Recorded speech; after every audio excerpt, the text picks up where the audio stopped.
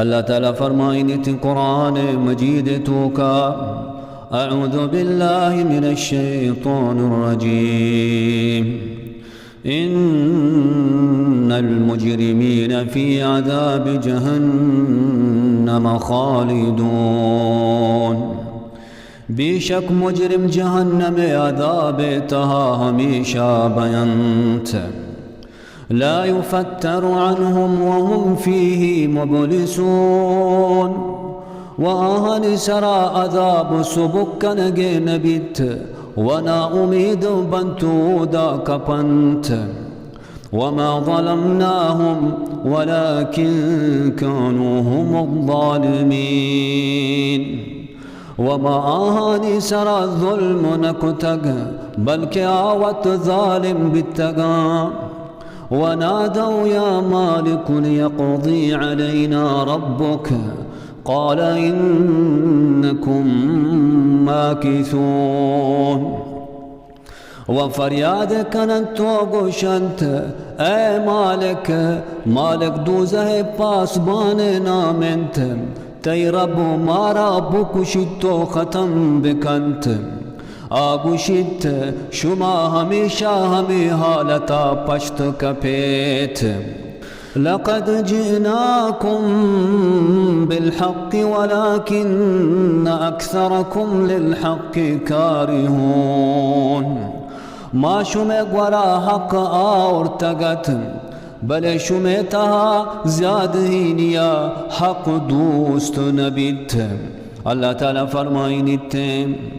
والذين كفروا لهم نار جهنم لا يقضى عليهم فيموتوا ولا يخفف عنهم من عذابها كذلك نجزي كل كفور وهماها ككفر كتگ پاها جهنم آسنت آهانی سرا موت نیتی که بمرن تو ختم ببنت ونا که کم کنگے بیت آهانی سرا جہنم عذاب و ہمیں فیما سزائے دیں ہم اکنا شکری کافران وهم يصطرخون فيها ربنا أخرجنا نعمل صالحا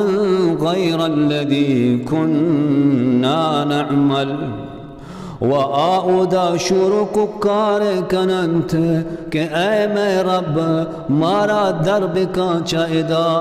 نیمانے کے کار کنے آکارا نکنے کے ما پی سرا کتگام آہاں گشگے بنت أولم نعمركم ما يتذكر فيه من تذكر وجاءكم نذير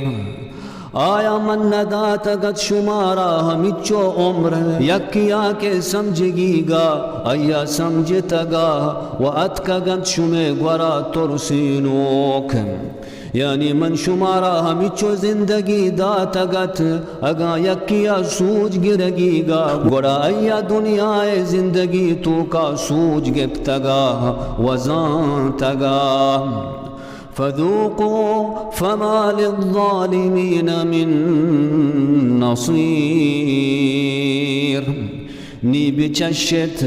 نمن نگے سزایا نی نیست ظالمہ ہچ مدد کنوک